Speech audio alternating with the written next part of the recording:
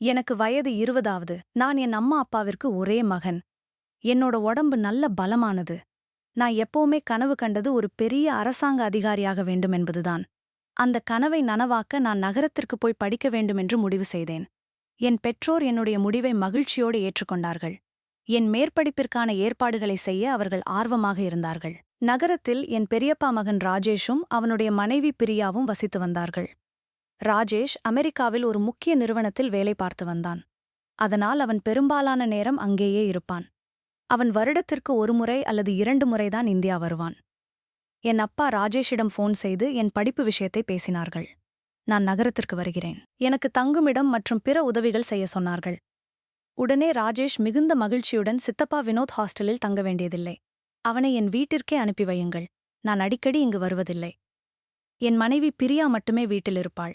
அவனுக்கு எந்த கஷ்டமும் இல்லாமல் பார்த்துக் கொள்வாள் என்று கூறினான். இந்த வார்த்தைகளை கேட்ட என் அப்பா மிகவும் சந்தோஷப்பட்டார். அந்த நேரத்தில் எனக்கு என் அண்ணி பிரியா பற்றி அதிகம் தெரியாது. நான் அவர்களது திருமணத்திற்கு கூட வர முடியவில்லை. ஏனெனில் அப்போது எனக்கு தேர்வுகள் நடந்து கொண்டிருந்தன. ஆனால் அவளைப் பற்றி கேள்விப்பட்டிருந்தேன்.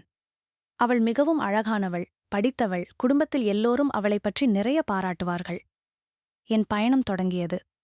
நான் நகரத்திற்கு செல்லும் வழியில் என் மனதில் பல எண்ணங்கள் ஓடிக்கொண்டிருந்தன. அந்த புதிய வாழ்க்கை, புதிய நபர்கள், புதிய சூழல் என்று எனக்கு ஒரு பரபரப்பான உணர்வு இருந்தது. நான் ராஜேஷின் வீட்டை அடைந்தபோது வீட்டின் முன் நின்று கொஞ்சம் தயங்கினேன். இது என் வாழ்க்கையில் ஒரு முக்கியமான திருப்புமுனை. இந்த வீட்டு வாசலை தாண்டும்போது எனக்கு பல விஷயங்கள் மாறப்போகின்றன என்பது அப்போது எனக்கு தெரியாது. நான் வீட்டு கதவை தட்டினேன். சிறிது நேரத்தில் கதவு திறக்கப்பட்டது. அங்கு நின்றிருந்த பெண்ணை பார்த்ததும் நான் உள்ளேயே உறைந்து போனேன். அவள் ரோஜா நிறப்புடவையில் அற்புதமான அழகுடன் காட்சியளித்தாள். அவளுடைய அழகு என்னை மந்திரித்தது போலிருந்தது. நான் எதுவும் பேச முடியாமல் அவளையே பார்த்து கொண்டிருந்தேன். நான் மெதுவாக சுதாரித்துக் கொண்டு, அண்ணி, நான்தான் வினோத். உங்களை இதற்கு முன் பார்த்ததில்லை. அதனால் அடையாளம் தெரியாமல் போய்விட்டது என்று தயக்கத்துடன் சொன்னேன். என்னுடைய பேச்சைக் கேட்டு அவள் இனிமையாக சிரித்தாள். வா வினோத், உள்ளே வா. இங்கேயே நின்று எவ்வளவு நேரம் பேசுவது என்று சொல்லி என்னை உள்ளே அழைத்துச் சென்றாள். நான் அவள் பின்னால் சென்றபோது எனக்கு ஏதோ ஒரு புதிய உணர்வு, ஏதோ ஒரு விதமான ஈர்ப்பு என் மனதில் மெதுவாக உருவாகிக் கொண்டிருந்தது. ஆனால் அதை நான் அப்போது ஒத்துக்கொள்ளவில்லை. அது தவறு என்றே நினைத்தேன். என்னுடைய இந்த புதிய பயணம் எங்கே போய் முடியும்? மேலும் நடந்த சம்பவங்களை அடுத்த பகுதியில் பார்க்கலாம். அண்ணி என்னை ஹாலுக்கு அழைத்துச் சென்றாள். நான் சோஃபாவில் உட்கார்ந்தேன். அந்த வீட்டின் சூழல் மிகவும் அழகாக இருந்தது. எல்லாம் ஒழுங்காக வைக்கப்பட்டிருந்தது. பிரியா அண்ணி என்னிடம் மிகவும் அன்பாக பேசினாள். அவளுடைய பேச்சில் ஒரு வகையான இனிமை இருந்தது. வினோத், நீ முதலில் பிரஷ் ஆகிவிடு. நான் உனக்கு டீ போடுகிறேன் என்று சொல்லி என்னை குளியல் அறைக்கு அனுப்பினாள். நான் பிரஷ் ஆகி திரும்பி வந்தபோது அவள் ஒரு கப் சூடான டீயுடன் காத்திருந்தாள். நாங்கள் இருவரும் உட்கார்ந்து டீ குடித்துக்கொண்டே பேசத் தொடங்கினோம். அவளுடைய பேச்சு நட்பாகவும் உற்சாகமாகவும் இருந்தது. அவள் என்னுடைய கல்வி பற்றியும் குடும்பத்தைப் பற்றியும் என் எதிர்கால திட்டங்களைப் பற்றியும் கேட்டாள். நான் அவளிடம் என் கனவுகளை பகிர்ந்து கொண்டேன். அவள் மிகவும் ஆர்வத்துடன் கேட்டாள். படிப்படியாக என்னுடைய தயக்கம் மறைந்து நான் அவளிடம் சுதந்திரமாக பேச ஆரம்பித்தேன். சற்று நேரத்திற்குப் பிறகு வெளியில் கதவு சத்தம் கேட்டது. அண்ணன் ராஜேஷ் வேலையிலிருந்து திரும்பி வந்தான். அவன் என்னை பார்த்ததும் மிகவும் சந்தோஷப்பட்டான். என்னை கட்டிப்பிடித்துக்கொண்டு, வினோத், எவ்வளவு பெரியவனாகிவிட்டாய். உனக்கு இங்கே எந்த கவலையும் இல்லை. உன் படிப்பில் மட்டும் கவனம் செலுத்து. உனக்கு ஏதாவது தேவைப்பட்டால் உன் அண்ணியிடம் நேரடியாக கேள் என்றான். அவனுடைய வார்த்தைகள் என் மனதில் நம்பிக்கையை ஏற்படுத்தின. நான் இங்கே பாதுகாப்பாக இருக்கிறேன் என்ற உணர்வு வந்தது. அன்று இரவு முழுவதும் நாங்கள் மூவரும் சேர்ந்து பேசிக் கொண்டிருந்தோம். ராஜேஷ் அமெரிக்காவில் தனது வேலை அனுபவங்களைப் பற்றி சொன்னான். பிரியா சமையலறையில் எனக்கு பிடித்தமான உணவுகளை செய்தாள். அதன் பிறகு சில நாட்கள் சென்றன. எனக்கு பிரியா அண்ணியுடன் பழக்கம் அதிகமானது. நான் ஒவ்வொரு நாளும் காலை எழுந்ததும் அவள் செய்யும் சூடான பாலுடன் காலையை தொடங்குவேன். மதியம் சாப்பாட்டு நேரத்தில் அவள் எனக்காக சிறப்பு கவனம் எடுத்துக்கொள்வாள். அவளுடைய அன்பான பார்வை, அவள் பேசும் விதம் என்னை கவனித்துக் கொள்ளும். அவளுடைய முறை அனைத்தும் என்னை அவளிடம் நெருக்கமாக்கியது. நான் அவளை ஒரு அண்ணியாக மட்டும் பார்க்கவில்லை. என் மனதில் அவளைப் பற்றி ஒரு தனி மரியாதை உருவாகிக் கொண்டிருந்தது. ஆனால் அதே நேரத்தில் எனக்கு சில பயங்களும் இருந்தன. இது சரிதானா என்று நான் எப்போதும் சிந்தித்துக் கொண்டிருந்தேன். ஒரு நாள் மாலை நானும் பிரியா அண்ணியும் பால்கனியில் அமர்ந்து பேசிக் கொண்டிருந்தோம். அப்போது அவள் திடீரென்று மிகவும் சோகமாக காட்சியளித்தாள். அவள் கண்களில் ஒரு வகையான வேதனை தெரிந்தது.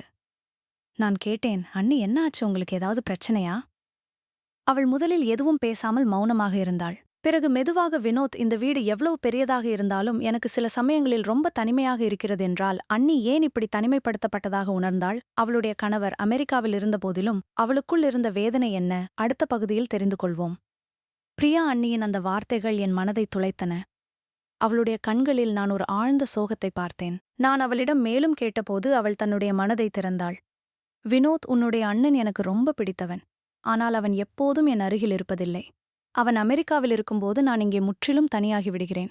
இந்த பெரிய வீட்டில் என் சப்தம் மட்டுமே எதிரொலிக்கிறது என்று சொல்லும்போது அவள் குரல் நடுங்கியது. நான் அவளுக்கு ஆறுதல் கூற முயற்சித்தேன். அண்ணி, நான் இருக்கிறேனே, நீங்கள் தனியாக இல்லை, நான் உங்களுக்கு துணையாக இருக்கிறேன் என்றேன். அவள் என்னை பார்த்து ஒரு கருணை புன்னகை புரிந்தாள். அந்த புன்னகை எனக்கு மிகவும் பிடித்திருந்தது. அதற்குப் பிறகு நாங்கள் இருவரும் இன்னும் நெருக்கமானோம். நான் காலையில் கல்லூரிக்கு செல்வதற்கு முன் அவளுக்கு உதவி செய்வேன். மாலையில் திரும்பி வந்ததும் அவளுடன் பேசிக் கொண்டிருப்பேன்.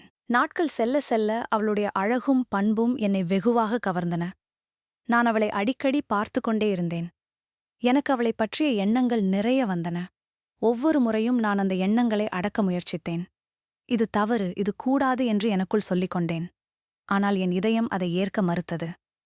ஒருநாள் திடீரென்று அண்ணன் ராஜேஷின் விடுமுறை முடிந்தது. அவன் அமெரிக்கா திரும்பும் தேதி நெருங்கிக் கொண்டிருந்தது. அந்த கடைசி இரவு அவன் என்னிடம் வந்து சொன்னான், வினோத், நான் உன் அண்ணியை இங்கே உன்னுடன் விட்டுப் போகிறேன். தயவு செய்து அவளை நன்றாக கவனித்துக்கொள், அவள் தனிமையில் வாடாமல் பார்த்துக்கொள் என்றான். நான் அவனுக்கு உறுதியளித்தேன். அண்ணா, நான் எல்லாவற்றையும் கவனித்துக் கொள்கிறேன், கவலைப்படாதே என்று சொன்னேன். மறுநாள் காலையில் நான் அவனை ஏர்போர்ட்டில் வழி அனுப்ப வைத்தேன். அவன் சென்றதும் வீடு வெறிச்சோடி கிடந்தது. அண்ணி மிகவும் சோகமாக இருந்தாள். அவள் சாப்பிடவில்லை, சிரிக்கவில்லை. அவள் மௌனமாக தன் அறையில் இருந்தாள். நான் அவளிடம் சென்று, அண்ணி, நீங்கள் இப்படி சோகமாக இருந்தால் எப்படி நான் உங்களுக்கு துணையாக இருக்கிறேன் என்றேன். அவள் என்னை பார்த்தால் அவள் கண்கள் கலங்கியிருந்தன. பிறகு அவள் சொன்னாள், வினோத், நீ ஒரு நல்ல பையன், உனக்கெல்லாம் புரிகிறது. ஆனால் என் மனசுக்கு ஒரு ஆதரவு வேண்டும், அதை யாரும் எனக்கு தர முடியவில்லை என்றாள். அந்த இரவு நான் அவளுக்கு அருகில் அமர்ந்து அவள் தலையை என் தோளில் சாய்க்க அனுமதித்தேன். அது ஒரு சாதாரணமான செயல்தான். ஆனால் அந்த தொடுதல், அந்த நெருக்கம் எனக்கு ஒரு புதுவிதமான பரவசத்தை கொடுத்தது. அவளுடைய மென்மையான முடியின் வாசனை, அவள் உடலின் அரவம் அனைத்தும் என் மனதை மயக்கியது. நான் அந்த உணர்வை எதிர்க்க முடியாமல் தவித்தேன். பிரியா அண்ணியின் தனிமை என்னை மேலும் நெருங்க வைத்தது. இந்த நெருக்கம் எங்களை எங்கு அழைத்துச் செல்லும்? அடுத்த பகுதியில் பார்ப்போம். அண்ணன் ராஜேஷ் சென்று ஒரு வாரம் கழிந்தது. வீட்டில் நானும் பிரியா அண்ணியும் மட்டுமுமே நாங்கள் நண்பர்கள் போலிருந்தோம். ஆனால் எங்களுக்குள் புரிந்து கொள்ள முடியாத ஒரு விஷயம் நடப்பதை உணர்ந்தோம். ஒரு நாள் காலை நான் ஹாலில் உட்கார்ந்து புத்தகம் படித்துக் கொண்டிருந்தேன். அப்போது அண்ணி குளியல் அறையிலிருந்து வெளியே வந்தாள். அவள் ஒரு மெல்லிய கருப்பு நிற ஆடை அணிந்திருந்தாள். அவளுடைய தலைமுடி குளியலிலிருந்து ஈரமாக இருந்தது. அவள் முகத்தில் சோர்வு இருந்தாலும் அந்த அழகு என்னை முற்றிலும் மெய்மறக்கச் செய்தது. நான் அவளையே பார்த்து கொண்டிருந்தேன். என் கைகளில் இருந்த புத்தகம் கீழே விழுந்தது. அந்த சத்தத்தில் அவள் என்னை திரும்பி பார்த்தாள். அவள் சிரித்தாள். என்ன வினோத், புத்தகம் விழுந்துவிட்டதே என்றால் நான் தடுமாறினேன். இல்லை அண்ணி, நீங்கள் என்று என்னால் வார்த்தைகளை தொடர முடியவில்லை. நான் என் கண்களை வேறு பக்கம் திருப்ப முயற்சித்தேன். ஆனால் அது முடியவில்லை. என் மனதில் அவள் பற்றிய எண்ணங்கள் அலைமோதிக் கொண்டிருந்தன. நாள் முழுவதும் நான் அமைதியாக இருந்தேன். அவள் என்னை கவனித்தாள். உனக்கு என்ன வினோத், உடம்பு சரியில்லையா என்று கேட்டாள். நான் ஒன்றுமில்லை என்று பொய் சொன்னேன். ஆனால் அந்த பொய் அவளுக்கு புரிந்திருக்கும். இரவு உணவு முடிந்ததும் நான் என் அறைக்கு சென்றேன். படுக்கையில் படுத்து என் மனதில் நடந்தவற்றை யோசித்தேன். நான் என்ன செய்து கொண்டிருக்கிறேன், இது சரியா? என் அண்ணியிடம் நான் இப்படி உணரலாமா? இந்த கேள்விகள் என்னை மிகவும் வேதனைப்படுத்தின. நான் உறங்க முயற்சித்தும் உறக்கம் வரவில்லை. நள்ளிரவில் என் அறைக்கு ஒரு மெல்லிய சத்தம் கேட்டது. பிரியா அண்ணி என் அறைக்கு வந்தாள். அவள் கண்களில் ஒரு வினோதமான பார்வை இருந்தது. அவள் மெதுவாக என் படுக்கையின் ஓரத்தில் அமர்ந்தாள். வினோத், உனக்கு தூக்கம் வரவில்லையா என்றாள். நான் இல்லை அண்ணி என்றேன். பிறகு அவள் என்னிடம் சொன்னாள், எனக்கும் தூக்கம் வரவில்லை. இந்த வீடு மிகவும் மௌனமாக இருக்கிறது. எனக்கு உன்னுடன் பேச வேண்டும் போலிருக்கிறது. நாங்கள் இருவரும் நீண்ட நேரம் பேசிக் கொண்டிருந்தோம். அவள் தன் வாழ்க்கையின் கஷ்டங்களைப் பற்றி சொன்னாள். அப்போதுதான் நான் அறிந்தேன். அவளுக்கு குழந்தை வேண்டும் என்ற ஆசை மிகவும் அதிகம். ஆனால் அது நிறைவேறவில்லை. அவள் சொன்னாள், எனக்கு ஒரு குழந்தை வேண்டும், அதுதான் என் மிகப்பெரிய கனவு. அந்த வார்த்தைகள் என் மனதில் படிந்தன. நான் அவளுக்கு பதில் சொல்லவில்லை. ஆனால் என் மனதில் ஒரு விஷயம் உறுதியானது. அவளை சந்தோஷப்படுத்துவது என் கடமை. பிரியா அண்ணியின் ஆசை என் மனதில் ஆழமாக பதிந்தது. ஆனால் அதை நிறைவேற்றுவது எப்படி? அடுத்த பகுதி அதை சொல்லும். அந்த இரவுக்குப் பிறகு எங்கள் உறவில் ஒரு பெரிய மாற்றம் ஏற்பட்டது. நாங்கள் ஒருவரை ஒருவர் தவிர்க்க முயற்சித்தோம். ஆனால் அது இயலாத காரியமாக இருந்தது. ஒவ்வொரு முறையும் எங்கள் கண்கள் சந்திக்கும்போது அங்கு ஏதோ ஒரு உணர்வு பரிமாறப்பட்டது. அது பேசப்படாத விஷயம். ஒரு நாள் மாலை நான் கல்லூரியிலிருந்து திரும்பி வந்தேன். வீட்டில் அண்ணி ஏதோ யோசனையில் இருந்தாள். நான் அவளிடம், "அண்ணி என்ன ஆச்சு?" என்று கேட்டேன். அவள் என்னை அருகில் அமர சொன்னாள். பிறகு மெதுவாக சொன்னாள், "வினோத், எனக்கு ஒரு விஷயத்த சொல்ல வேண்டும். அது ரொம்ப முக்கியமானது." நான் அமைதியாக கேட்டேன். அவள் தொடர்ந்தாள், "உனக்கு தெரியுமா, நானும் உன் அண்ணனும் குழந்தைக்காக ரொம்ப முயற்சி செய்தோம். ஆனால் எங்களால் முடியவில்லை. மருத்துவ பரிசோதனைகளிலெல்லாம் நான் நார்மல்தான். ஆனால் உன்னுடைய அண்ணனால் முடியாது என்று மருத்துவர்கள் சொன்னார்கள்." இதைக் கேட்டதும் எனக்கு அதிர்ச்சியாக இருந்தது. நான் என் அண்ணனைப் பற்றி நினைத்தேன். அவர் எவ்வளவு மன உளைச்சலில் இருப்பார்? பிறகு பிரியா அண்ணி சொன்னாள், "ஆனால் நான் ஒரு தாயாக வேண்டும். அது என் மிகப்பெரிய கனவு. அதற்கு நீ உதவி செய்ய வேண்டும்." இந்த வார்த்தைகள் என் மனதை குழப்பின. நான் எப்படி உதவி செய்ய முடியும்? நான் இன்னும் ஒரு இளைஞன். ஆனால் அவள் முகத்திலிருந்த ஏக்கம், அவள் கண்களிலிருந்த கண்ணீர் என் மனதை கரைத்தது. நான் மறுப்பு சொல்ல முடியவில்லை. நான் மெதுவாக தலையசைத்தேன். அது ஒரு சம்மதம். அந்த இரவு முதல் எங்கள் இருவருக்கும் இடையே ஒரு புதிய உறவு உருவாகியது. அது ஒரு ரகசியம். நாங்கள் அதை யாரிடமும் சொல்லவில்லை. இரவுகள் எங்களுக்கு பிடித்த நேரமாக மாறியது. நான் அவளுக்கு அருகில் இருக்கும் ஒவ்வொரு நொடியும் ஒரு புதிய அனுபவம். ஆனால் அந்தந்த மகிழ்ச்சிக்கு இடையில் ஒரு பயம் என் மனதில் ஆழமாக வேரூன்றியது. இந்த விஷயம் யாராவது தெரிந்து கொண்டால், என் அண்ணனுக்குத் தெரிந்தால் நான் என்ன செய்வேன்? இந்த சிந்தனை என்னை தொடர்ந்து வாட்டியது. பிரியா அண்ணி அதை உணர்ந்தாள். அவள் என்னிடம் சொன்னாள், "வினோத், இதை நாம் ஒருபோதும் யாருக்கும் சொல்லக்கூடாது. இது நம் ரகசியம்." நான் ஒப்புக்கொண்டேன். ஆனால் என் மனம் முழுமையாக அமைதியடையவில்லை. இந்த ரகசிய உறவு எங்களை மேலும் பிணைத்தது. இதன் விளைவு என்ன? அடுத்த பகுதியில் தெரிந்து கொள்ளலாம். இப்படியே 4 மாதங்கள் கடந்தன. ஒவ்வொரு இரவும் நாங்கள் எங்கள் ஆசைகளை பூர்த்தி செய்து கொண்டோம். பிரியா அண்ணி மிகவும் மகிழ்ச்சியாக இருந்தாள். அவளுடைய சோகம் மறைந்து அவள் முகத்தில் ஒரு புதிய ஒளி தெரிந்தது. அவள் எனக்கு நன்றி சொல்லிக் கொண்டே, ஆனால் எனக்குள் ஒரு பதட்டம் நாளுக்கு நாள் அதிகமானது. நான் ஒரு தவறான பாதையில் செல்கிறேனா என்று நினைத்தேன். ஒருநாள் பிரியா அண்ணி சற்று அதிகமாக காலை நேரத்தில் வாந்தி எடுத்தாள். நான் கவலைப்பட்டு, "அண்ணி, உங்களுக்கு என்ன ஆச்சு?" என்று கேட்டேன். அவள் மெதுவாக சிரித்தாள். "வினோத், நான் கர்ப்பமாக இருக்கலாம்" என்றாள். இது ஒரு அதிரடி. நான் உடனே அவளை மருத்துவரிடம் அழைத்துச் சென்றேன். பரிசோதனை முடிந்ததும் மருத்துவர், "நீங்கள் தாயாகப் போகிறீர்கள்" என்று உறுதிப்படுத்தினார். அந்த நேரம் அண்ணியின் முகத்திலிருந்த சந்தோஷத்தை வார்த்தைகளால் விவரிக்க முடியாது. அவள் கண்களிலிருந்து கண்ணீர் வழிந்தது. நான் பக்கத்தில் இருந்தேன், ஆனால் என் மனமும் கனமாக இருந்தது. நாங்கள் வீட்டுக்கு திரும்பினோம். உடனே பிரியா அண்ணி ராஜேஷிடம் ஃபோன் செய்தாள். "ராஜேஷ், நான் கர்ப்பமாக இருக்கிறேன்" என்று சொல்லும்போது அவள் குரலில் ஒரு பெருமிதம் இருந்தது. ஃபோனில் ராஜேஷின் குரல் மகிழ்ச்சியில் திக்கு முக்காடியது. "உண்மையா?"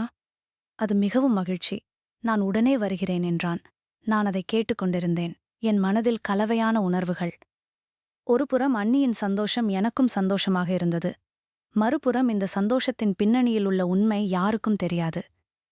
இந்த பொய் எவ்வளவு காலம் நீடிக்கும்? ராஜேஷ் வந்தான். அவன் வீட்டிற்கு வந்ததும் அவன் பிரியாவை கட்டிப்பிடித்துக் கொண்டு ஆனந்த கண்ணீர் வடித்தான். "நான் ஒரு அப்பா ஆகப் போகிறேன்" என்று கத்தினான். அவன் என்னை பார்த்து, "வினோத், நீ எங்களுக்கு அதிர்ஷ்டம். நீ வந்ததிலிருந்து எங்கள் வாழ்க்கையில் நல்ல மாற்றங்கள் நடக்கின்றன" என்றான். அவன் சொல்வது முற்றிலும் உண்மைதான். ஆனால் வேறு பொருளில் நான் மௌனமாக சிரித்துக் கொண்டேன். அது ஒரு வெற்று புன்னகை. இரவில் பிரியா அண்ணி என்னிடம் ரகசியமாக சொன்னாள், "வினோத், இதை நாம் ஒருபோதும் யாருக்கும் சொல்லக்கூடாது. இந்த குழந்தை எங்கள் குழந்தை. உன் அண்ணன் அதன் அப்பா. அதுதான் உண்மை." நான் ஒப்புக்கொண்டேன். ஆனால் அந்த இரவு நான் தூங்கவில்லை. பிரியா அண்ணி தாயான செய்தி எல்லோரையும் மகிழ்வித்தது. ஆனால் இந்த ரகசியத்தின் எடை என்னால் தாங்க முடியுமா? அடுத்த பகுதியில் முடிவை பார்ப்போம். 9 மாதங்கள் பறந்தன. ஒரு அழகான குழந்தை பிறந்தது.